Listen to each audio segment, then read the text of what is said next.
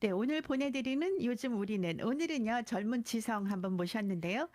서울 그 한강수 병원에서 응급구조사로 근무하고 계시는 우리 유세연님 모시고 이야기를 나누도록 하겠습니다. 안녕하세요. 네, 안녕하세요. 네, 이 방송을 들으시는 분들을 위해서요 개인 소개 좀 부탁드립니다. 네, 저는 서울 영등포에 있는 한강수병원 응급실에서 근무 중인 3년차 응급구조사입니다.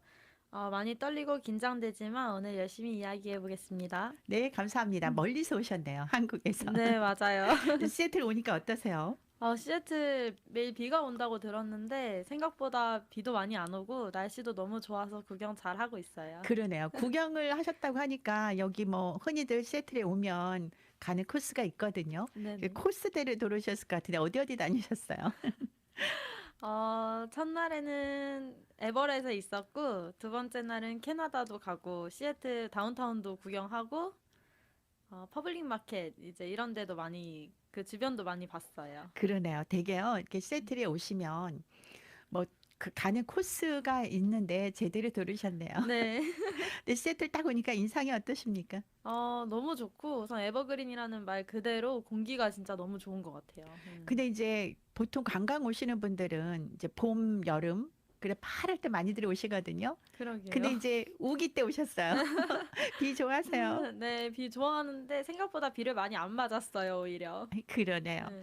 근데 우리 유세연님은 이제 한강수 병원에서 응급구조사라고 하셨어요. 네네. 근데 저는 좀 생소한 것 같은데 응급구조사가 되게 된 어떤 계기가 있으셨어요? 계기는 사실 딱히 없었는데요. 고3 때 이제 진로를 정해야 하는 시기에 딱 이거다 하는 그런 생각이 없었어요, 많이. 그래서 적어도 남에게 도움이 되는 이제 직업을 가지고 싶어서 알아보다가 이제 병원 응급실에서도 일을 할 수 있고 119 소방대에서도 일을 할 수 있다는 점이 매력적이었고 그래서 이제 선택하게 되었어요. 그러네요. 응급구조학을 배울 때 어렵지는 않으셨어요? 어려웠어요. 제 그- 생각보다 많이 세부적으로 들어가서 이제 좀 어렵기는 했는데요. 그래서 공부를 그렇게 엄청 잘하지는 않았던 것 같아요. 그런데 이제 응급구조사로 지금 3년 차, 이제 곧 4년 네, 차도 되시는 맞아요. 거잖아요. 그럼 이제 후배들 보면 어떠세요? 옛날 생각 많이 나시겠어요? 옛날 생각도 많이 나고 지금 한국은 좀 취업난도 음, 심한데 음, 음. 그래도 취업은 비교적 잘 되는 과니까 그러네요. 근데 격려해주겠죠. 4년 내내 이제 응급구조에서 공부를 하셨으니까 뭐 피 뽑고 이러는 거 피에 대한 두려움은 없으실 것 같아요. 네, 맞아요. 제가 외상병원에 있다 보니까 피는 항상 매일매일 보고 있는데 그거에 대한 두려움은 전혀 없어졌어요. 근데 이제 여기 계시는 분들은 한강수 병원이 어떤 병원이야? 라고 하시는 분들도 계실 것 같아요. 네. 한강수 병원은 어떤 병원인가요? 한강수병원은 이제 화상외상센터 음, 중심으로 돌아가는 병원이고요. 어, 그 네. 화상을 중심으로 이렇게 돌아가는 병원이라니까 주로 환자분은 화상 입으신 분이 많으시겠네요. 네, 맞아요. 화상이랑 열상, 이제 이런 거 중심인데, 열상은 이제 찢어지거나 아니면 음. 절단된 그런 상처들을 말하는데요. 그런 환자를 이제 중점으로 해서 보고 있어요. 그러니까 정말 응급 환자들만 보시게 되시는 겁니다. 네. 그러니까 그 응급실에서 보내는 시간이 참 절박하다라는 생각이 되는데 이 한강수 병원에 대한 매력이 있다면 어떤 게 있을까요? 그래도 성형외과 원장님 분들이 이제 5분이나 계시고, 6분 계시고, 정말 전문적으로 잘 하시는 분들이어서 제가 찢어져도 여기서 정말 꼬매고 싶다. 제가 다쳐도 여기서 치료하고 싶다라는 생각이 들게 하는 그런 병원인 것 같아요. 그러네요. 그러니까 이렇게 오랫동안 근무를 하실 수 네, 있으신 것 맞아요. 같아요. 직업 복지는 어떻습니까? 지금 복지 너무 좋고요. 아침에 출근을 하는 것도 이제 너무 이른 새벽이 출근이 아니어서 이제 교대하는 근무도 크게 힘들지 않고 선생님들도 너무 잘해주시고 원장님들도 다 너무 잘해주셔서 저한테는 너무 좋은 병원인 것 같아요, 그러네요. 지금. 요즘은요, 그 응급실에서 근무하는 분 찾기가 힘들어서 운이 좋은 것 같습니다. 맞아요. 잘해주세요. 그러네요. 그런데요, 그 한강수병원 원장님은 이제 왜 병원 이렇게 잘 되고 나면 막 여기저기 분교도 좀 내시고 또 해외 지사도 내고 그러시는 분들이 많으시거든요. 네. 근데 그 앞으로의 비전은 어떠실 것 같으세요? 그 어, 원장님의 그 의학 철학이랄까? 뭐 우리 유세연 님이 느낀 원장님의 의학 철학은 어떤 이건 건가요? 정말 오로지 제 생각인데요. 제가 느끼는 저의 원장님들의 사람 얼굴에 어쨌든 칼을 대는 직업이기 때문에 정말 세심하게 정말 이 사람이 내 얼굴이라고 생각하고 이렇게 열심히 해주시는 것 같아요. 네. 그러니까 결과도 당연히 더 좋았고요. 그러네요. 거기 환자들이 많이 밀려서 뭐 수술 한번 받으려면 몇 개월 기다려야 된다고 들었거든요. 네, 맞아요. 저희 원장님, 특히 대표 원장님은 수술이 워낙 많으셔서 수술을 받으려면 그래도 이제 내년 3월은 돼야지 이제 가능하다고 저도 듣고 있어요. 한강수 병원이 그 위치가 서울에 있잖아요. 네네. 근데 그 빌딩이 그래도 제법 크더라고요. 맞아요. 그래서 9층으로 되어 있어요. 그러네요. 그 위층을 다 쓰시는 거잖아요. 그쵸, 그래서 그쵸. 그러니까 작은 규모의 병원은 아닌 것 같습니다. 네, 맞아요. 저도 그렇게 생각해서 오래 다니고 근데 있어요. 어떻게 한강수 병원에 들어가시게 되셨어요? 미리 아시고 계셨나요? 그건 아니었어요. 그냥 제가 이제 그때 부모님이 제주도로 이사를 가야 하는 상황이었는데 그 사이에 제가 빨리 취업을 해야 서울에 있을 수 있기 때문에 좀 급하게 알아보다가 정말 딱 한강수병원에 면접할 기회가 생겨서 면접을 봤는데 바로 돼서 그 다음 날부터 바로 출근을 하게 그렇군요. 됐어요. 바로 다음 날부터 준비도 없이 그냥 무조건 시작을 네, 맞아요. 하셨는데. 아무것도 모를 때. 근데 이제 뭐 지금 한 3년 지나고 이제 4년 차 되고 음, 또 그러다 보면 들어오는 후배들도 있잖아요. 참 옛날 맞아요. 생각 나시겠습니다. 맞아요. 옛날 생각 정말 많이 나고 애들은 어떻게 들어왔을지도 너무 궁금하고 잘해주려고 하는데 여기가 워낙 이제 바쁘다 보니까 그쵸, 네, 그쵸. 그 커뮤니케이션이 많이 안 되는 게 좀 아쉽기는 해요. 사실 응급실이라고 하면 저는 정말 생각만 해도 막 숨가쁜 곳이다라는 생각이 네. 드니까 그때 막 응급실에서 응급 환자 들어오면 아무 생각도 안 나시겠어요. 저도 초반에는 그랬는데 이제는 이제 그 바쁜 게 많이 익숙해져서 그렇게 막 부담을 갖거나 압박을 느끼거나 그러지는 않는 것 같아요. 그러네요. 네. 그게 바로 고참의 라든지 그런 것 같습니다. 네. 그런데요, 이게 응급실 하면은 이제 굉장히 바쁘고 네. 급박한 그런 상황인데요. 거기서 응급구조사의 역할은 어떤 건지도 궁금하고요. 일반 구조사하고 차이점은 어떤 건지도 궁금합니다. 아, 일단 제가 속해 있는 한강수 병원 응급실은 오직 화상과 외상 중심으로만 보고요. 그래서 응급구조사의 역할도 매우 특화되어 있어요. 이제 폭발 화상, 아니면 뜨거운 물이나 기름에 의한 화상, 아니면 동상, 저온 화상, 깊은 열상, 외상성 출혈, 이제 이런 음, 걸 음. 전문적으로 받고 있어요. 일반 119 구조사가 이제 현장에서 응급처치하거나 이송을 담당을 한다면 저는 이송하고 첫 문진부터 이제 화상인 경우에는 화상 드레싱, 열상인 경우에는 지혈부터 봉합 어시스트, 그리고 수술이 필요한 환자분들의 안내 및 입원 환자 병동 인계를 지금 담당을 하고 있어요. 그러고 보니까요. 정말 응급실에 가면 꼭 우리 유세연님을 꼭 만나야 될 것 같습니다. 제가 출근을 한다면 무조건 지나치게 되어 있어요. 그러네요. 근데 좀 겁나지는 않으셨어요? 왜냐, 저도 네, 처음에는 많이 겁났는데 이게 익숙해지더라고요. 일이라고 음, 생각하니까. 사실 그 화상 환자들이나 열상 환자들이나 사실 다른 환자에 비해서 처치도 좀 무거울 것 같고, 네. 그리고 제가 알기로 화상 환자들은 마취를 안 한다고 들었거든요. 맞아요. 화상은 범위가 우선은 뭐 어느 한 군데 딱 정해진 것이 아니기 때문에 이제 진통제를 먹거나 아니면 수액으로 진통제를 맞으면서 드레싱을 하는 경우가 대부분이에요. 그러네요. 그 드레싱할 때 환자들이 많이 괴로워하면 그좀 하기 힘들 것 같은데 어떠셨을지. 뭐 4년쯤 되시면 네. 이제는 어느 정도 그 유스트는 되리라 생각이 됩니다. 네, 네. 저도 이제 처음에는 아기들이 막 다치고 하면 마음이 음, 너무너무 아팠는데 지금도 마음은 아프지만 그게 이렇게 오래 가지는 않는 것 같아요. 그러네요. 네. 하긴 저는 왜 그 상상을 못 했는지 모르겠어요. 화상 환자, 열한 그런 거 왜 아기들은 아닐까라고 생각을 했는지 모르겠어요. 아기들이 더 많고요, 성인보다. 거의 소아과라고 해도 과언이 아닐 음. 정도로 정말 아기들이 많이 오고 있어요. 그 아기들이 오면 아기들보다 부모님이 더 많이 우시고 막 그러실 것 같아요. 네, 아기는 아프니까 뭐 당연히 우는데 부모님들이 정말 많이 울고 정말 심한 경우에는 쓰러지기까지 음. 하시고 네, 그런 경우도 저는 많이 본 것 같아요. 그러네요. 이제 응급실에서 저는 이제 응급실에 직접 들어가 보지는 못했는데요. 여러 그 다큐멘터리 같은 데서 응급실에 보면 거기는 걸어 다니시는 분들이 없더라고요. 맞아요. 그래도 저희 병원은 내과 환자는 없기 때문에 외상이 어느 정도 치료가 잘 되면 다 걸어서 나가시고요. 음, 생각보다 이렇게 규모가 큰 응급실은 아니에요. 그래서 환자분들 한 분 한 분 이제 안내하다 보면 다 그래도 어느 정도 회복해서 나가시더라고요. 그러네요. 그러니까 일단 여기 미국에서 특히 시애틀 워싱턴 지역에서는요.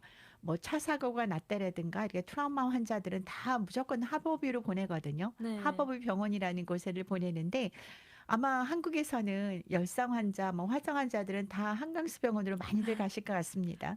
네. 정말 많이 오는 것 같아요. 아무래도 네. 전문 병원에서 치료를 받고 싶어 하니까 많이들 네. 가시는 것 같습니다.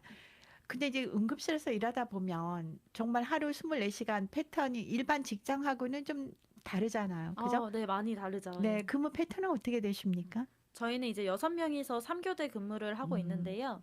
3교대는 데이, 이브닝, 나이트 이렇게 이제 나누어지고 주말과 공휴일에는 이제 환자가 더 몰려서 하루 80명, 100명 이렇게 오는데 데이랑 이브닝은 이제 4명 정도 하고 나이트는 혼자서 지금 의사 선생님과 하고 있어요. 그러네요. 이제 의사 선생님하고 이제 또 같이 이렇게 나이트 근무를 하다 보면 더 피곤하실 것 같아요. 왜냐하면 관념이 있을 거 아니겠어요. 맞아요, 맞아요. 피곤하고 잠도 사실 잘 못 자요. 그냥 그러네요. 네, 환자가 없더라도 좀 긴장하고 있는 것 같아요. 혼자기 때문에. 그러네요. 음. 아우, 저는 그 화상 환자들을 보기만 해도 뭐 외모 면에서도 좀 일반 환자하고 좀 다르니까 네. 어떤 두려움 같은 게 없으셨나요? 처음에는 저도 흠칫흠칫했어요. 사람인지라 이제 사실 화상을 입어서 눈이 없는 분도 계시고 음, 음, 이제 코가 없으신 분도 계시고 아니면 피부가 이제 다 녹아내려가지고 더 이상 이제 기능을 아예 못하는 그런 환자분들도 많이 봐서 처음에는 저도 그걸 보는 게 무서웠는데 이제는 그분들은 또 뭐 똑같은 사람이고 다 나은 사람들이거든요. 음, 사실 흉터가 진 것뿐이지 이제 그게 더 이상 저한테는 크게 문제로 와닿지는 않아요. 그러네요. 이제 화성 환자들 보면 두고두고 그 치료 시기도 굉장히 오래 걸려서 뭐 몇 번, 뭐 수술 한두 번, 뭐 열 음. 번까지도 하시는 분들도 계시고 그러시더라고요. 네, 맞아요. 10번 훨씬 많이 하시는 분들도 음, 계시고 거의 기간도 10년, 20년 이렇게 하시는 그러니까. 분들도 많이 계세요. 그러네요. 그 응급실에서의 그 상황이 얼마나 긴박한 순간들인지는 이제 뭐, 더 말로 표현을 안 하셔도 저희가 이제 알 거는 같아요. 네. 응급실이 주는 그런 무게감도 있고, 그래서 가장 긴박하다라는 순간순간이 다 긴박하셨을 거지만, 네. 그래도 혹시 기억에 남는 그런 그 순간이 있을까요? 이거는 사실 매 순간이 긴박하지만 특히 잊을 수 없는 건 이제 코로나 음, 시기였던 것 음, 같아요. 저희 병원 응급실은 이제 주간에 아까 말씀드렸다시피 4명의 직원밖에 없긴데 거기서 문진부터 처치, 예약과 안내, 수술 일정 이런 걸 다 잡아야 하기 때문에 이때는 하루에 100명 이상의 환자가 왔고요. 그리고 다음날 수술이거나 당일에 입원해야 할 환자분들은 환자분들뿐만 아니라 보호자분들까지 코로나 검사를 필수로 음, 진행을 했어야 됐거든요. 그래서 이제 해야 할 일들은 쌓이고 음, 음, 기다리시는 환자분들 대기 시간은 길어지고 이제 음. 거의 야전 작전실처럼 검사, 대기, 결과 안내, 수술 안내, 입원 이제 이렇게 정말 이때는 정신이 없었던 것 같아요. 그 중에서도 한 번은 응급으로 이제 어큐트 화상, 금방 입은 화상이랑 지혈이 안 되는 음. 절단 환자 그리고 범위가 넓은 화상 환자가 한꺼번에 들어온 날이 있었는데요. 이때는 팀이 완전히 분업해서 저는 범위 넓은 환자 드레싱과 어떤 선생님은 어큐트 화상 아동 환자와 이제 이런 걸 하면서 내가 진짜 현장에서 그래도 일을 열심히 하고 있구나라는 거를 느꼈던 것 같아요. 그러네요. 사실 응급실에서 일한다라는 게 마음의 그 프레셔는 많겠지만 그래도 좀 보람은 좀 있으실 것 같아요. 왜냐하면 가장 일선에서 일을 하시는 거잖아요. 그러다 보면 이제 뭐 금방금방 지금 여러 단계를 결정을 하셔야 된다고 했는데 네. 이 단계를 몇 초 안에 이렇게 결정을 하셔야 된다라고 하면 나름대로 어떤 판단 기준이 있으실 것 같아요. 네, 맞아요. 일단 제가 머릿속에서 항상 생각하는 거는 이 환자가 시간이 좀 지체돼서 악화될 요소가 어떤 게 있는지, 최우선으로 응급처치를 음, 어떤 걸 해줘야 할지, 음, 음. 그리고 내가 할 수 있는 것과 의사에게 바로 넘겨야 하는 것을 이제 구분 짓는 게 저의 머릿속에서의 판단 기준인 것 같아요. 그러네요. 네, 저희는 그래도 체계적인 알고리즘이 있고 그거를 몸에 완전히 익히고 투입이 되기 때문에 음. 그래도 선생님들이 많이 잘 해주시고 있는 것 같아요. 그러네요. 그런 거 보면은 항상 그 경험이라는 게 얼마나 중요한지 네, 알 것 맞아요. 같습니다. 우리 유세연 님도 처음에는 좀 겁나셨을 것 같아요. 저도 정말 많이 혼났고, 빨리빨리 해야 하는 상황에서 저도 이제 제가 손이 엄청 빠른 편은 아니기 때문에 많이 혼나고 쫓겨나기도 하고 이러면서 이제 늘었던 것 같아요. 그러네요. 네.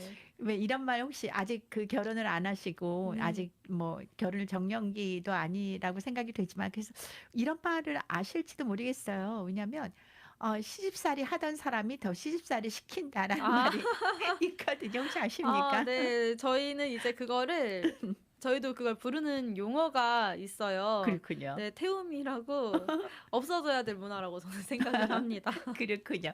근데 그 응급실에서도 보면 약간 그 태움 문화가 좀 있을 것 같아요. 왜냐하면 이제 유세아 님도 아마 하루에 100 명도 넘는 네. 환자들을 그 처치를 해야 되다 보면 그래도 이 손발이 맞아야 되는데 새로 들어오신 분들은 네. 아무래도 좀 안 맞아요. 맞잖아요. 그럴 때는 그 태움의 문화가 나오나요?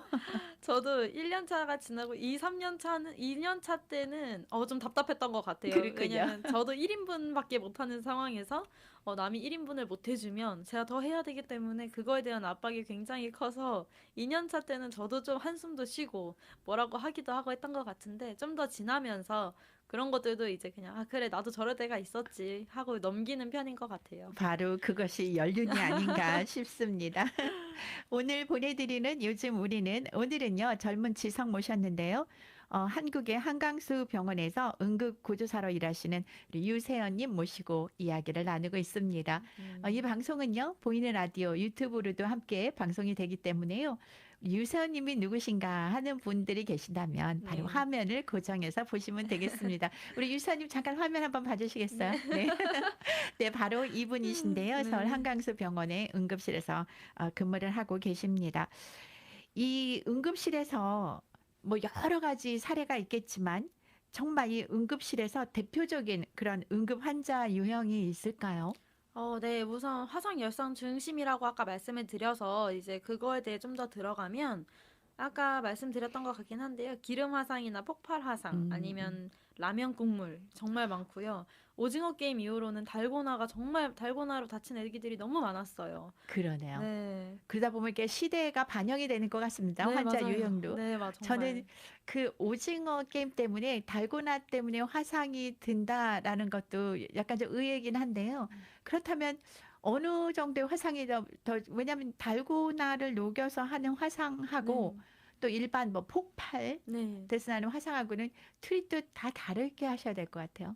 그래도 저는 응급처치가 사실 위주기 때문에 응급처치나 화상은 무조건 쿨링 치료가 우선이에요. 아, 이제 다치고 나서 24시간 내로는 이제 시원한 번실드라고 하는 재료를 대줘야 되기 때문에 저희가 하는 일은 사실 그런 응급에 관한 드레싱이어서 처치하는 게 다 비슷비슷하기는 해요. 근데 그래도 폭발 화상 뭐 아니면 뜨거운 물에 데인 화상 이런 것보다도 저는 더 심한 게 이제 달고나 화상은 정말 그렇군요. 심한 것 같아요. 그거는 설탕을 물에 녹인 거기 때문에 찐득찐득해서 이게 잘 떨어지지도 아. 않고 그러면서도 계속 화상은 입어가고 안쪽으로 그래서 수술하는 경우도 되게 많아요. 그러네요. 정말 네. 의외라는 생각이 드는 게요. 네. 저희 같은 일반인이 생각할 때는 뭐 폭발 화상이다라고 하면 어마무지하고 범위도 넓고 그쵸. 그렇잖아요.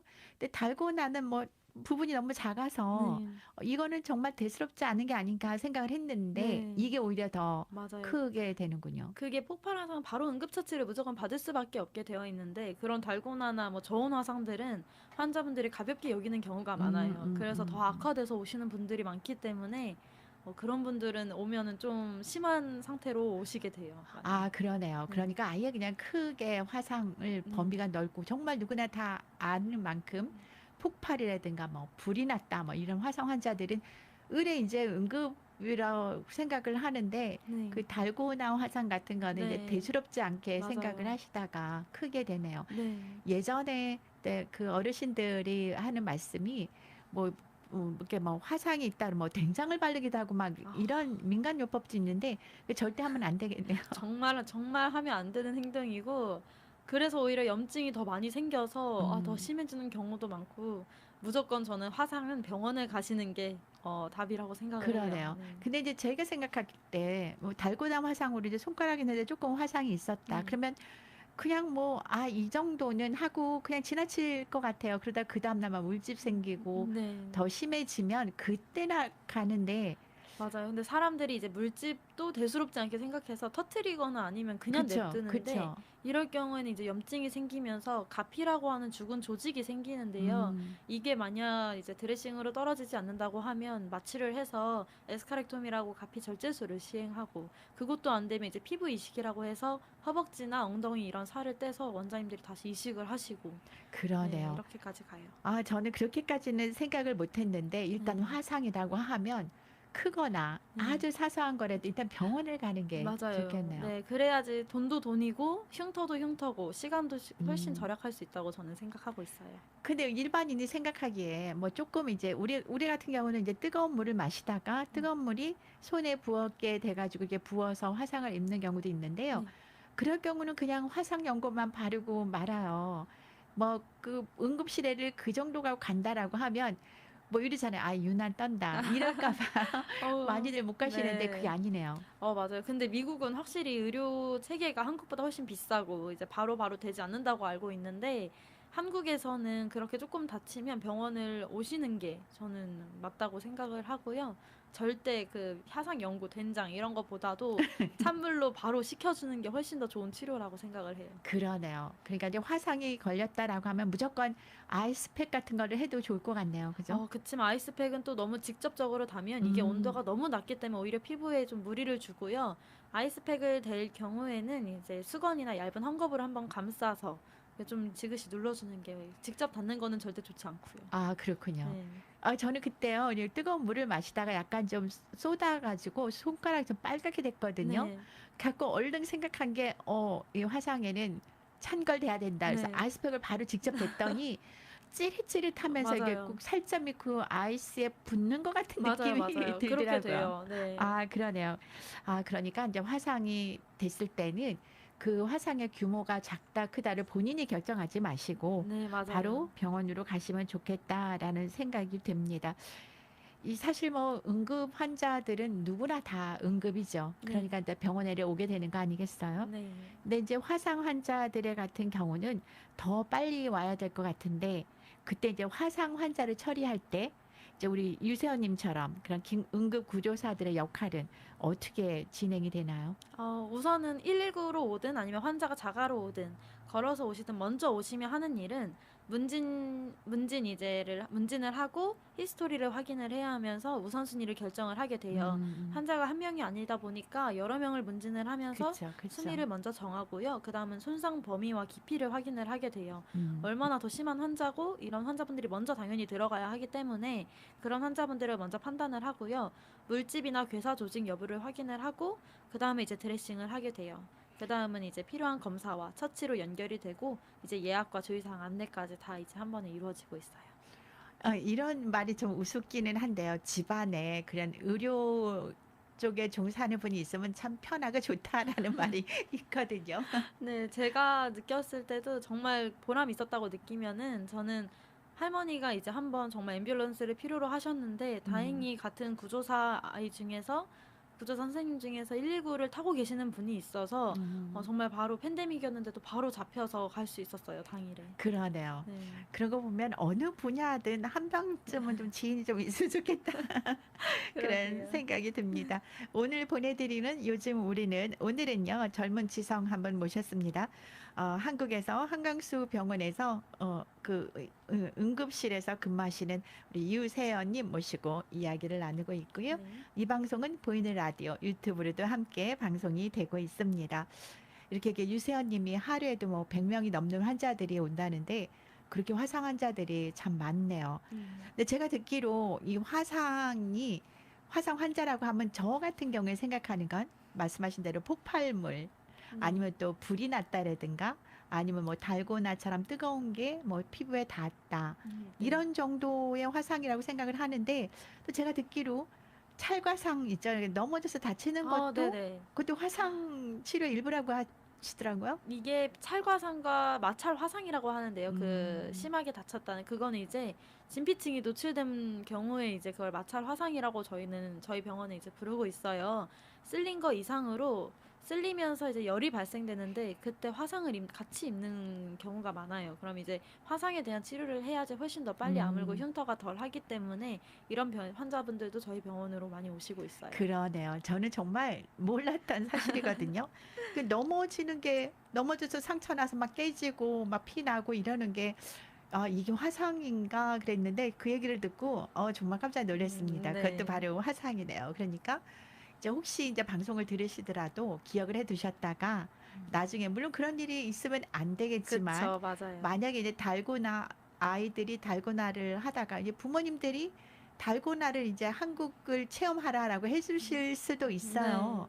그럴 때 이제 화상을 입으면 그게 뭐 경중에 관계없이 바로 맞아요. 병원으로 가시면 되고요. 넘어지는 것도 그 화상의 일종이라는 거 정말 좀 오늘 처음 알게 됐습니다. 이렇게 많은 환자들을 이렇게 보시면 네. 물론 뭐 다 모든 환자들이 다 급하고 소중하고 기억에 남는 그런 환자들이겠지만 그중에는 또 치료를 하시다가 특별히 이 환자에 대한 애착이 더 느껴질 수도 음. 있잖아요. 네네. 사람이니까. 네. 그런 경우는 없으셨나요? 사실 최근에는 많이 기억에 남는 환자가 없어요. 이제 많이 일도 익숙해지면서 환자분 얼굴이나 뭐 그런 걸 보기보다는 그냥 빨리빨리 드레싱을 하는 걸 우선으로 생각을 해서 요즘에는 이제 많이 기억에 남는 환자가 없는데 제가 일한 지 얼마 안 되었을 때 이제 음, 119 구급대에 한 남성분이 실려 오셨었는데요. 저희 아버지와 같은 또래이셨는데 음, 이제 손목 혈관이 깊게 손상이 돼서 피가 정말 많이 나는 상황이었어요. 이제 혼자 스스로 그러셨던 건데 바이탈 체크를 하는데 혈압은 조금 떨어지는데 이제 의식은 명료하셨었거든요. 근데 표정이 하나도 없었어요. 음, 아무 말도 아무 감정도. 근데 그게 오히려 더 무섭고 착잡하더라고요. 게다가 가족분들은 이제 멀리 사셨는지 바로 올 수 있는 상황은 아니었고 그분 혼자 응급실에 계셔서 일단 지혈과 응급처치를 하고 환자분은 바로 수술방으로 올라가셨는데요. 정말 마음 한구석이 무거우면서 저분 괜찮아지셨으면 좋겠다라는 생각이 들었었어요. 그리고 이제 시간이 지나서 열흘 정도 뒤에 환자분이 외래로 이제 제가 외래 헬퍼 나갔을 때 환자분이 오셨는데 가족들과 함께 오셔서 흉터 얘기하고 계시는데 그 장면을 보는데 너무 마음이 따뜻해지더라고요. 그러셨군요. 네. 아마도 우리 유세원님의 아버지하고 나이가 비슷하셔서 네, 더 그런 그랬던 것 생각이 같아요. 드셨던 것 같아요. 네. 이게 응급처치를 하다 보면 뭐 이런 경우도 있을 것 같아요. 내 언니랑 나이가 같다. 뭐 내 엄마랑 같다. 네. 우리 아빠랑 같다. 이렇다면 좀 더 애착이 가기는 할 것 같습니다. 네, 맞아요. 그리고 저도 이제 아빠가 이제 직업 때문에 좀 음, 떨어져 음, 계셔가지고 음, 음, 그런지 그분도 이제 기러기 아빠셨던 것 같은데 음, 그런 이제 동질감이 많이 생기면서 좀 더 마음이 많이 쓰이더라고요, 그때는. 그러시군요. 네. 이게 유세원님의 이제 아버지는 이제 아까 기러기 아빠라고 네. 하셨는데요. 그러면 외국에 계시는 건 아니시잖아요. 네, 맞아요. 한국인데 군인이셔가지고 이제 뭐 백령도, 연평도, 제주도 이렇게 섬으로 많이 다니셔서 저희도 많이 보지는 못하고 있어요. 그러네요. 근데 이제 지금도 계속 그 군인이신가요? 지금은 은퇴를 하시고 지금은 이제 제주공항에 보안 담당을 하고 계시고 거기서 이제 지사장으로서 아버님은 일을 하고 계세요. 그러면 이제 우리 유세원님은 이제 서울에서 사시고, 그리고 네. 이제 아버님은 제주도에 계시고 하니까 뭐 서울, 제주는 왔다 갔다 많이들 하시겠습니다. 한 달에 그래도 한두 번은 가는 것 같아요. 그러네요. 이렇게 일을 하시면서 여러 순간순간 정말 아까도 할머니 말씀을 잠깐 하셨는데 네. 정말 이게 순간순간 많은 게 감동이고 보람도 있으시겠지만 그래도 내가 일을 하기를 잘했다라고 생각했던 때도 있으셨을 것 같은데요. 네, 사실 저와 연관된 환자분들, 사람들이 이제 회복하거나 도움을 받았을 때 보람을 느끼는데 그 외에도 이제 환자가 뭐 정말 감사합니다 이렇게 말할 때도 음, 음, 있거든요. 근데 음. 그냥 아무 말 안 하고 응급실에서 본 환자분들이 퇴원하고 회복하는 거 직접 볼 때 그게 가장 보람되는 것 같아요. 그러네요. 네. 많은 의료인들이 보람을 느끼실 때가 환자들이 회복이 돼서 네. 퇴원할 때 그 퇴원하는 모습을 보는 거다라고 하는데 우리 유세호 님도 같은 마음이신가 봅니다. 그렇다면 이제 반대로 힘들고 아픈 순간도 있으셨을 것 같아요. 네. 왜냐하면 요즘 우리 말하는 갑질 환자들 많이 있잖아요. 그 네. 마음이 아픈 순간들도 많으실 텐데 그때는 어떻게 수술을 관리하고 계십니까? 솔직히 마음이 무너질 때도 많고 화가 날 때도 음, 많은데요. 음, 특히 아이들 화상은 정말 힘든 것 같아요. 근데 음, 다음날 환자를 또 봐야 하기 때문에 이제 금방 저도 마인드 컨트롤을 해야 되고 감정 관리 근데 저는 아직 사실 잘 많이 못하고 있는 것 같아요. 그냥 제가 할 수 있는 일은 퇴근하고 씻으면서 머릿속에 일이라는 스위치를 그냥 끄는 그런 음, 일을 그렇게 그냥 넘기고 있는 것 같아요. 그러네요. 네. 사실 그 머릿속에 스위치를 끄는 일이 쉽지는 않습니다. 다시 또 다음 날이면 켜야 네, 되니까요. 맞아요. 그러니까 일이랑 저의 그 사생활을 음, 음. 구분하는 게 저도 시간이 정말 많이 걸렸던 것 같아요. 그러네요. 그게 정말 중요할 것 같아요. 일단 스위치를 꺼서 마음의 힐링이 다시 되고 네, 그 맞아요. 힘으로 다시 또 그 다음날 스위치를 켜는 힘이 되지 않겠어요? 네, 그래서 이번에도 이제 끄고 시애틀로 열흘 동안 여행을 오게 됐습니다. 그렇습니다. 그러면 이제 열흘이면 이제 왔다 갔다 시간 빼고 나면 정말 이곳에서 네. 머무는 시간은 짧은데요. 좀 알차게 보내시기를 아, 바라겠습니다. 네, 감사합니다. 네, 물론 뭐 사고라는 게 나이나 뭐 직업이나 이런 게 관계없이 일어나는 거긴 하지만 네, 아까도 말씀하신 것처럼 어린이 화상 환자가 마음이 아프다라고 하셨잖아요. 네네. 근데 이제 어린이 화상 사고는 그 아이가 부주의로 인해서 일어나는 사고가 참 많을 것 같아요. 네, 맞아요. 아이들이 부주의해서 일어나는 게 대부분입니다. 그죠? 그렇다면 부모님들이 알아야 될 최소한 그 대응 그 지침이라고 할까요? 그런 게 네. 있다면 어떤 게 있을까요?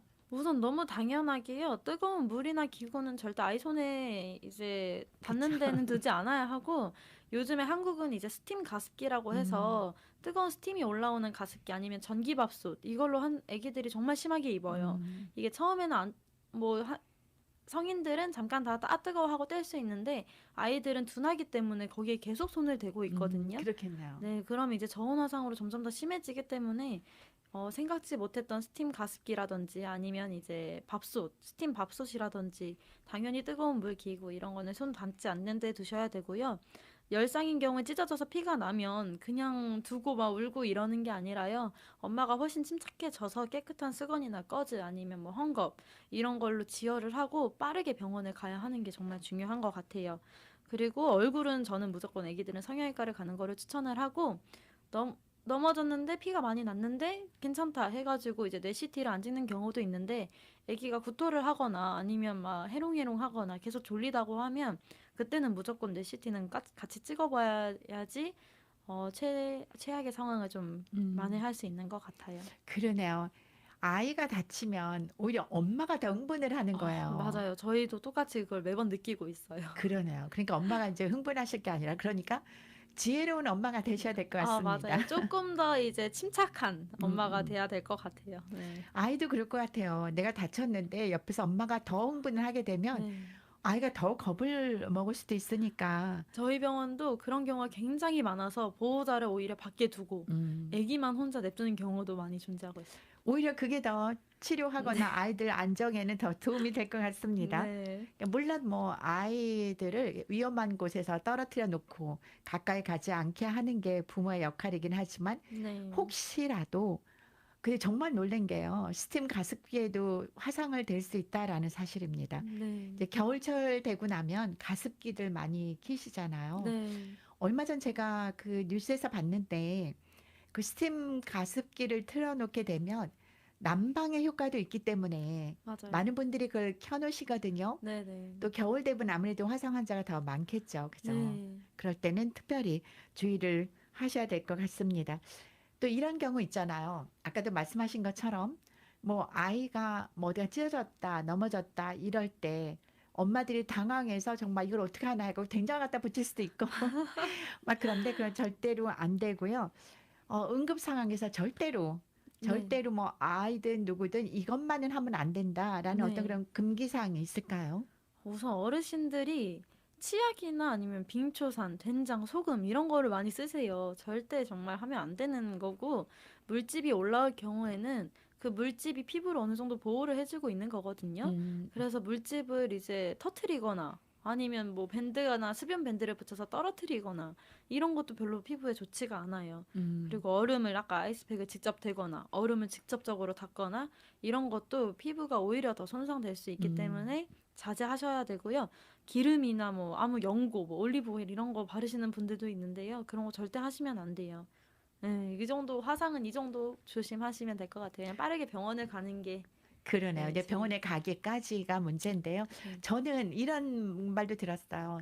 물질 빨리 터져야 빨리 아문다. 아, 정말 그 많이 생각을 그렇게 하시더라고요. 근데 네네. 그게 정말 잘못된 상식입니다. 물집은 병원에서 만약 이 물집이 안에 많이 안 좋은 것들이 차 있다. 안에 만약에 좀 안 좋은 염증들이 이미 많이 생긴 상태다. 이럴 경우에 의료진 판단 하에 물집을 터트리고, 근데 물집을 저희도 제거하진 않아요. 제거하는 경우는 어느 정도 힐링이 됐을 때 하는 거고요. 음. 우선은 그냥 물집은 유지하고 병원에 내원을 하셔야 됩니다. 그러니까 그 물집이 있는 게 더 피부를 보호해서 더 네. 좋은 현상이네요. 네. 왜냐하면 더 심해지면 그 물집까지도 아예 타버릴 거 아니겠어요. 네, 맞아요. 그러니까 물집이 없는 환자분들은 고통이 훨씬 더 하죠. 그러네요. 네. 그러니까 물집을 정말 소중하게 네, 맞아요. 잘 터지지 않도록 네. 조심을 해야 되고요. 항상 모든 게 그렇습니다. 전문가의 조언이 필요합니다. 그러니까 의료는 의사에게. 네, 맞아요. 그러니까 뭐 이런 우리 물론 뭐 민간 요법으로 효과를 보시는 분들도 많이 계시겠지만 일단은 그래도 민간 요법보다는 네. 병원으로 바로 가시면 될 것 같습니다. 네. 이제 우리 유세현님께서 특히나 그 생명을 다루는 특히나 그 정말 응급 상황에서 생명을 다루는 응급실에서 근무를 하고 계시잖아요. 그러다 네. 보면 뭐 개선 이런 것 좀 이랬으면 좋겠다. 아니면 뭐 아까 제가 잠깐 말씀드렸지만 갑질 환자, 오히려 갑질 보호자라든가 네. 아니면 병원 측에서도 아, 이런 것들은 조금 개선했으면 좋겠다라는 것들이 혹시 있으실까요? 우선은 저희 말대로 아까 우선순위에 먼저 들어가기 때문에 아무리 먼저 오셔도 대기 시간이 저희는 길면 뭐 4-5시간 그 이상도 걸리는 경우가 그쵸, 많이 그쵸. 있는데 앞에서 안에서 막 아기가 울고 처치를 하고 있는데 밖에서 내가 먼저 왔는데 저희는 왜 안 음, 봐주냐 빨리 음, 좀 음. 해달라 이렇게 하는 경우가 굉장히 많아요. 근데 저희가 느리게 하려고 하는 게 아니라 안전하게 하려고 이제 절차를 지키는 것이기 때문에요. 응급실은 순서 없이 막 기다리는 곳이 아니라 위험도 높은 순으로 움직이는 음. 곳이라는 거를 많은 분들이 조금 더 이해를 해주시면 좋을 것 같아요. 아, 그 점은 정말 공감을 합니다. 근데 사실 저부터도요, 병원에 가게 되면 내가 정말 아파서 왔는데 왜 내 순서는 미뤄질까?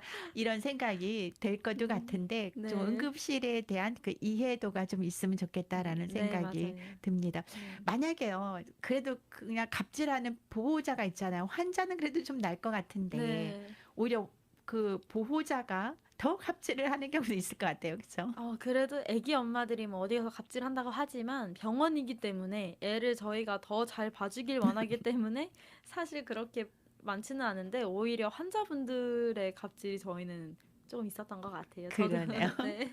특히나 이제 화상 환자들이니까 오히려 더 그럴 수도 있겠다라는 생각이 네. 듭니다. 왜냐하면 우리가 일반적으로 생각할 때 화상이다 그러면 너무 아프고 일반 네. 환자들보다는 더 많이 네, 아프잖아요. 그래서 맞아요. 그럴 경우가 있는데 이제 응급실의 그 정의를 좀 네, 이해를 맞아요. 해주시면 좋겠다라는 생각이 듭니다. 사실 뭐 유세연님은 아직 젊으신 분이시고 그러기 때문에 응급실에서 일하는 게 뭐 쉽지는 않을 것 같아요. 네. 그렇지만 한 가지 그 보람으로 일하시는 게 아닌가 생각이 됩니다. 오늘 보내드리는 요즘 우리는 오늘은요 한강수 병원에서 응급실에서 근무하시는 우리 유세연님 모시고 이야기를 나누고 있고요. 이 방송은 보이는 라디오 유튜브로도 함께 방송이 되고 있습니다.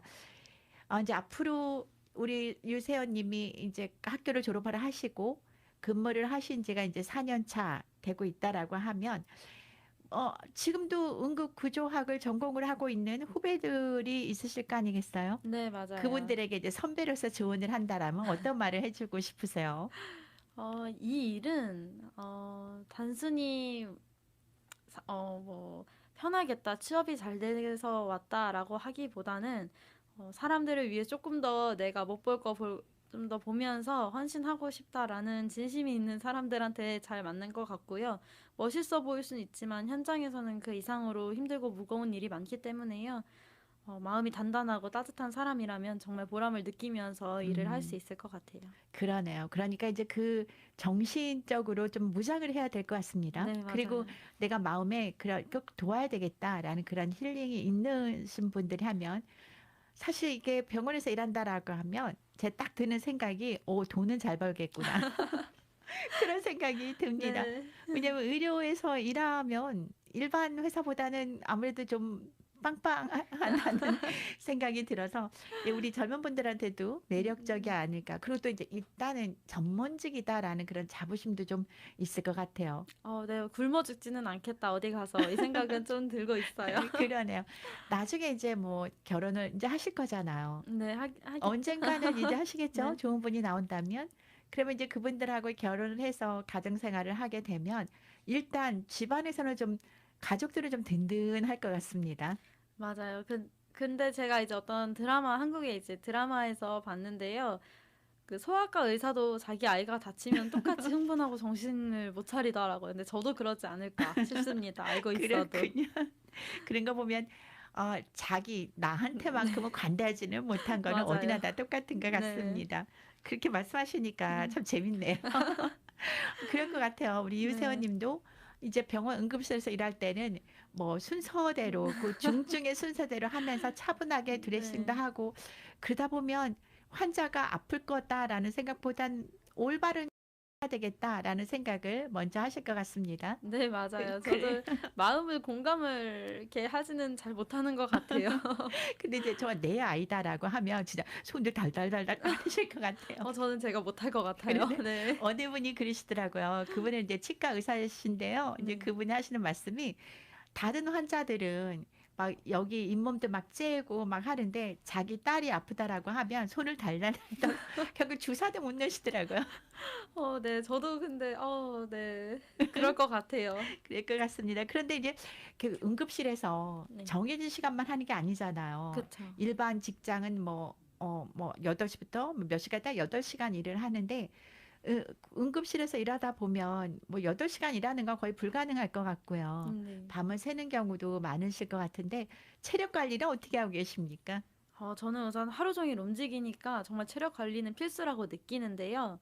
우선 저는 안 해본 운동이 많이 없는 것 같아요. 그랬군요. 네, 수영도 해보고, 검도도 해보고, 필라테스, 뭐, 복싱, 다양하게 우선 운동을 많이 하고요. 중간중간 이제 물을 많이 마시고, 저는 체력도 멘탈이랑 이어져 있다고 생각을 음, 해서, 멘탈 관리 꾸준하게 이제 감정을 분리하는 연습을 많이 했었던 것 같아요. 그러네요. 네, 감정 분리라고 말씀하셨는데 네. 감정 분리를 잘 하시는 분들이 행복 지수가 높다. 정말 프로인 것 같아요. 그런 분들을 그러네요. 보면 네, 정말 프로페셔널함이 느껴지는 것 같아요. 근데 이제 감정 분리를 아무리 잘하고 싶다라고 해도 안 될 때도 많으시지 않으세요? 엄청 많고요. 그거는 성격 차이인 것 같다는 생각이 많이 커요. 좀 무덤덤한 사람들이 오히려 오래 버티더라고요. 그러네요. 네. 유세현님은 어떤 측이십니까? 저는 처음에는 정말 많이 신경을 썼는데 점점 무던하게 변하고 있는 것 같아요. 아무래도 보는 사람들이 많아지고 이제 저도 일이 익숙해지다 보니까 근데 저는 오히려 반대로 그게 조금 무서워지기도 해요. 이제 너무 감정적인 면이 없어지고 있다라는 걸 저희가 느끼면서 네, 저도 조금 그 부분은 걱정이 되는 부분 중에 하나예요. 그러네요. 우리 유세현님이 이제 말씀하신 것처럼 네. 뭐 운동이라는 운동을 안 해본 게 거의 없다라고 하셨잖아요. 네. 뭐 하다못해 뭐 권투까지 이게 네. 정말 너무 놀랐습니다. 왜 그렇게 다양한 운동을 하시게 되셨어요? 우선 어떤 운동을 하느냐보다도 우선 저는 제 집 주변에 있는 운동을 좀 해야지 꾸준히 할 수 있겠다고 생각을 했고요. 그리고 또 저는 정적인 운동을 별로 좋아하지를 않아요. 정적인 운동은 이제 요가나 필라테스처럼 이제 멘탈적인 건데 그게 저한테는 별로 도움이 안 되더라고요. 그렇군요. 네. 근데 우리 유세현님은 보면 굉장히 액팅하신 분 같아요. 네, 맞아요. 저도. 이런 모든 스포츠를 다 좋아하신다고 하셨잖아요. 네. 근데 요즘 또 특별히 또 신경 쓰는 또 내가 가장 잘하는 그 제가 듣기로도 그냥 물을 좋아하신다고 하셨잖아요. 네, 수영 정말 좋아해요. 그래서 물에서 하는 운동은 전부 다 좋아하시고 잘하신다고 했는데 그럼 물에서 하는 운동이 수영 말고 또 어떤 게 있을까요?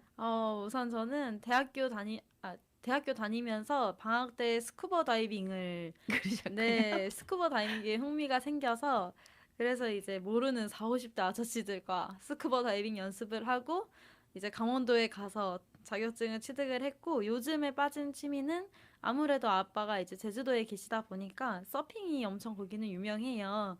그리고 해외에서도 서핑이 유명하기 때문에 저는 이제 한국에서 서핑을 봄, 여름, 가을에 이렇게 하고 있어요. 네. 그러다 보면 이제 주말 되면은요.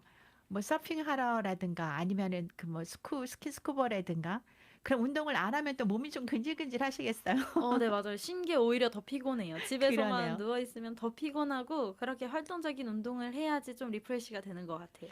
그런 거 보면 우리 유세현님은요, 개인 시간은 그냥 운동하는 시간 외에는 가지시는 게 특별히 없으신 것 같아요. 뭐 네. 병원에서 하루 종일 일하시다가 쉬는 네. 시간에는 또 제주도 네, 가셔서 맞아요. 서핑 하시고 그 서핑은 왜 재밌으세요?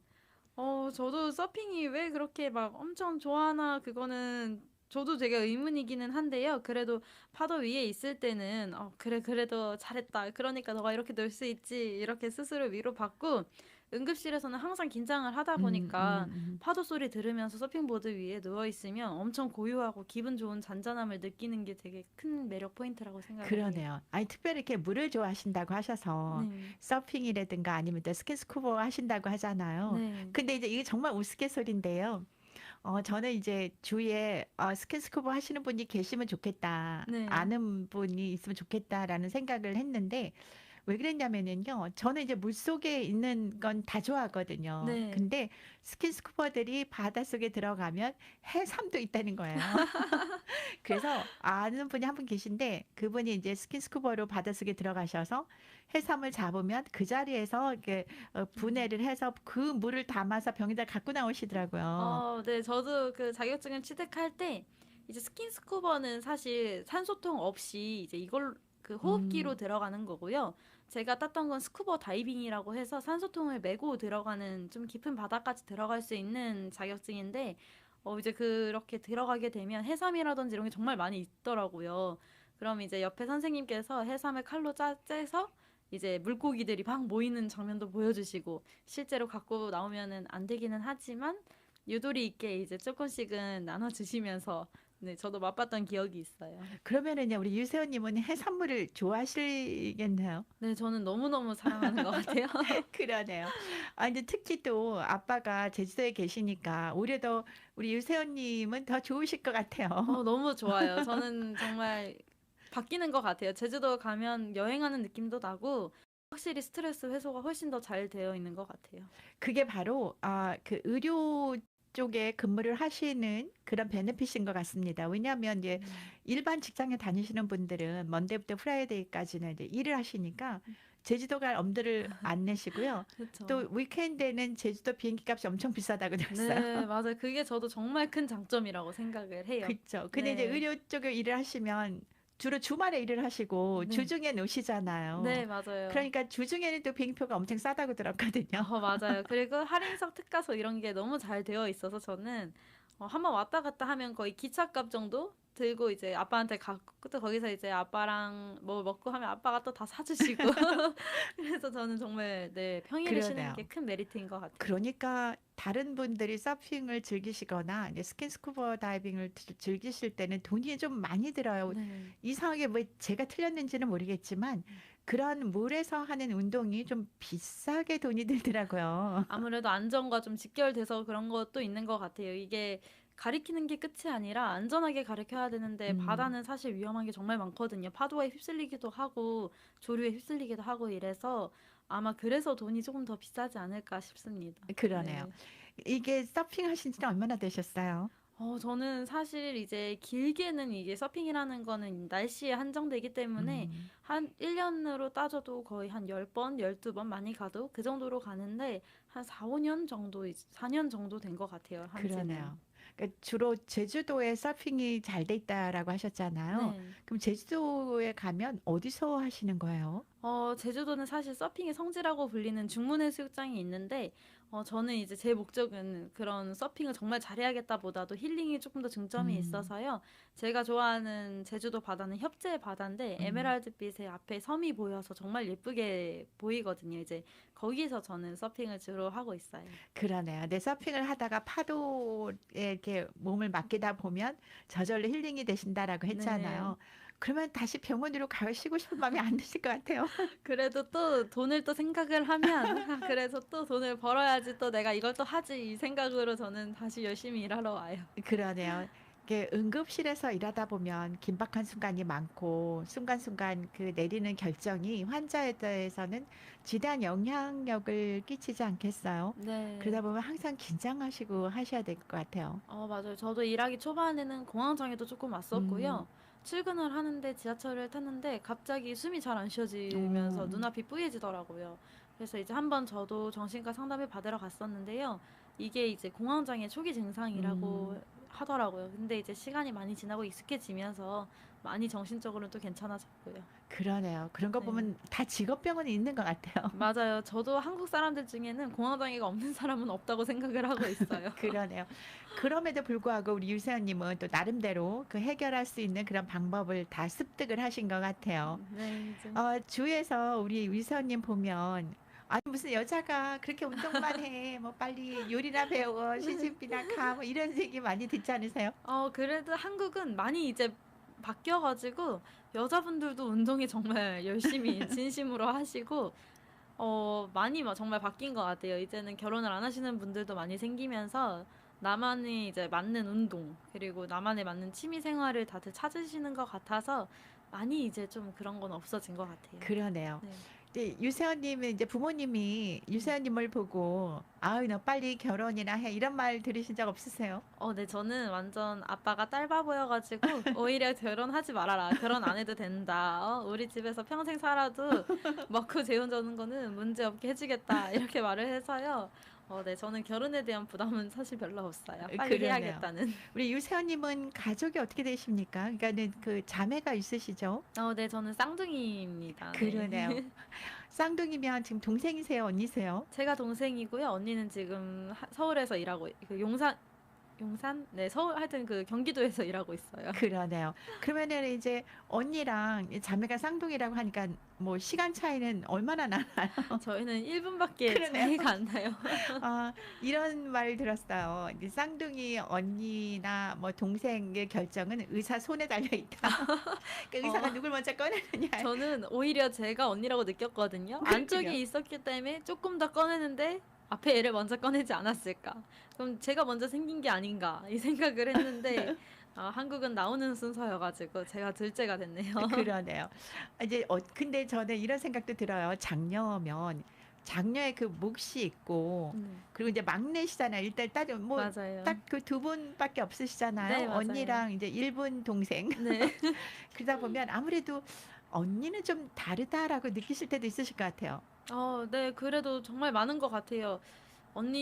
언니라고는 안 하지만 제 쌍둥이 자매를 보면 저보다 훨씬 어른스러운 면이 많이 음, 보이기는 하는 것 같아요, 저도. 그러네요. 네. 근데 이제 그 나이도 같고 잠깐 1분 차이니까 생일도 같고 그러다 보면 그 너 내 마음속에 이제 혹시 부모한테 말 못하는 거 네, 있잖아요. 맞아요. 그거 이제 자매들끼리는 다 쉐어하시겠네요. 네, 맞아요. 그러면서 오히려 제가 위험하지 않게 위치 공유도 음, 부모님한테 말 못하는 건 서로서로 하면서 서로서로 관리해주고 있어요. 그러네요. 그게 네. 참 좋은 것 같아요. 그리고 또 이게 딸이니까 요즘은요 딸이 좋다고들 하잖아요. 네. 아들만 둘이면 목메달이라는 소리를 듣고 딸 둘이면 정말 금메달이다라고 네. 하거든요. 네. 부모님들도 그 쌍둥이에 대해서 굉장히 애착이 많으실 것 같아요. 저도 정말 저는 사랑을 많이 받으면서 자랐다고 저는 느끼고요. 음. 저희 또한 이제 부모님이랑 아직 같이 살고 있는데, 그게 오히려 저는 안정감을 저한테 주더라고요, 이제. 음. 네. 그래서 저도 정말 사랑을 많이 받고 있는 것 같아요. 그러네요. 이렇게 사실 내가 정말 행복하게 잘 살고 있다라고 느끼는 것 자체도 행복인데 좀 느끼고 계시니까 하루하루가 행복하신 것 같습니다. 네, 맞아요. 그런 것 같아요, 저도. 그런데 이제 지금 딱 자매가 둘이라 저 일반인들이 생각하고 또 제가 생각할 때는 쌍둥이니까 하는 일도 같고 그리고 뭐 취미도 같고 성격도 같고 다 그럴 것 같은데 어떠세요? 사실은 모든 형제 자매는 공감을 하실 것 같은데 정확하게 제 쌍둥이가 어떤 일을 하고 있는지는 잘 모르고요. 그냥 직업은 사회복지사로 사회복지학과를 졸업해서 이제 뭐 공기업에서 일하고 있다는 것만 알고 정확한 사정은 사실 잘 몰라요. 그러네요. 그럼 이제 성격 같은 것도 본인이 뜨문뜨문 느낄 때가 있을 거 아니겠어요? 성격은 정말 저랑 정반대의 성격을 가지고 있어요. 그렇군요. 아니 쌍둥이인데도 성격이 다르네요. 네, 오히려 정반대로 저희는 생각을 하고 여행하는 스타일부터 뭐 밥 먹는 식습관 아니면 좋아하는 음식, 뭐 좋아하는 거 이런 게 전부 다 달라서요. 그러시군요. 네. 근데 부모님은요, 그 딸을 바라보면서 굉장히 흐뭇해하실 것 같아요. 한 명은 이제 큰딸이죠. 뭐 네. 일본 큰딸은 네. 이제 사회복지사를 하면서 이제 남을 돕고, 네. 또 우리 둘째 딸, 그러니까 막내딸, 일본 막내딸은 네. 응급실에서 이제 그 사람의 생명을 구하고 굉장히 보람을 많이 느끼실 것 같은데, 평소에 엄마 아빠는 어떠신 분이세요?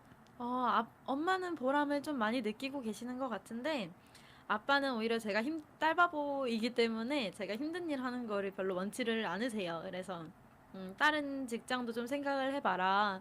너 교대 근무는 몸에 무조건 무리가 오기 때문에, 좀 안정적인 거를 했으면 좋겠다. 사실 엄마도 마찬가지이시고요. 그래서 저도 제가 교대 근무를 하면서 오래 일하기에는, 제가 뭐 30대, 40대 이렇게 돼도 일하기에는 좀 힘들 수도 있겠다라는 생각을 해서 저도 지금 진로에 대해서 좀 고민을 많이 하고 있어요. 옆에서 부모님들이 열심히 응원해 주시고 있고요. 그런 거 보면은요, 요즘 살아가는 이 청춘은 고민이 많은 세대 같습니다. 네, 정말 저도 그런 것 같아요.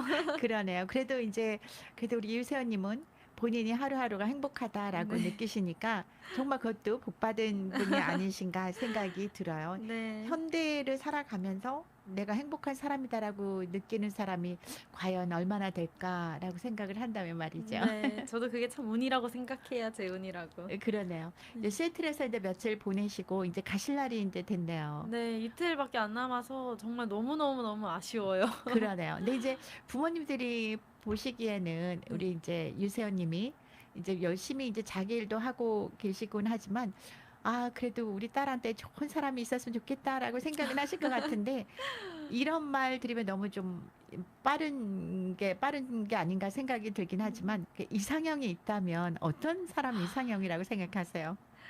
저는 제가 조금 감정이 좋을 땐 막 좋고 슬플 땐 좀 이제 많이 이제 가라앉는다고 느껴서요. 그냥 좀 이렇게 일관적인 사람이 좋을 것 같아요. 이제 감정 기복이 크지 않고 좀 책임감 있는 그런 사람이 제 이상형인 것 같아요. 그러네요. 이게 이런 말이 있는데요. 신랑 첫 번째 후보가 바로 유머가 있는 사람이라고 하더라고요. 우리 세연님도 근데 맞습니까? 저도 그거 정말 중요하다고. 대화 코드 유머 이거는 없으면 우선 만나기가 되게 어려운 것 같아요. 네. 그러네요. 그러니까 누구나 다 이제 결혼 정년기쯤 되면, 근데 요즘 결혼 정년기가 좀 많이 바뀌었다라고 들어요. 옛날 같으면 뭐 대학 졸업하는 해 뭐 22, 23세 가장 꽃띠다. 이래서 네. 결혼을 막 서두르고 그러시잖아요. 네. 근데 요즘은 많이 좀 달라진 것 같습니다. 맞아요. 제 주변도 빨리 하는 애들은 빨리 하고, 물론 정년기 하는 애들도 있는데요. 요즘은 많이 늦어지고 있는 것 같아요. 제 친구들도 아직은 결혼 생각 없는 친구들이 훨씬 많고, 저도 사실 결혼 생각이 아직은 크지 않기 때문에요. 한 30대 중반 정도 되면은 이제 결혼을 생각하지 않을까 이 생각을 하고 그렇군요. 있어요. 아, 그렇게 말하시는 분들 보면 되게 만나는 분이 없어서 그렇게 말씀을 하시는 거고 좋은 사람이 만난다면 우리가 더 네. 빨리 갈 거다. 라고들 많이 네. 말을 하고 있습니다. 자, 우리 유세연님 이제 모처럼 미국에 오셔서 이제 좋은 시간 가지시고 많은 경험 쌓기를 바라겠습니다. 네, 감사합니다. 네, 네. 오늘 보내드리는 오늘은요, 한국에서 한강수 병원 응급실에서 근무하고 계시는 유세연님 모시고 이야기를 나누다 보니까요, 어느새 벌써 이렇게 정해진 시간이 돼버렸네요. 끝으로 이제 네. 방송을 들으시는 분들께 인사드리시면서 방송을 마치도록 하겠습니다. 네, 마지막으로 제가 하고 싶은 말은요. 응급실은 두려운 공간일 수도 있지만요. 저희는 환자 한 명 한 명 음, 사람으로 진심을 다해 대하고 있어요. 혹시 언젠가 도움이 필요할 때 조금 더 용기 내서 저희에게 오셨으면 좋겠고요. 가정에서는 작은 안전수칙을 꼭 지켜서 사고를 잘 예방하셨으면 합니다. 시애틀 청취자 여러분, 건강하시고 언제나 안전하세요. 이상 응급구조사 유세연이었습니다. 네, 감사합니다. 네. 오늘 보내드리는 오늘은 한강수 병원에서 응급실에서 근무하고 계시는 유세연님 모시고 이야기를 나눴고요. 저는 박희옥이었습니다.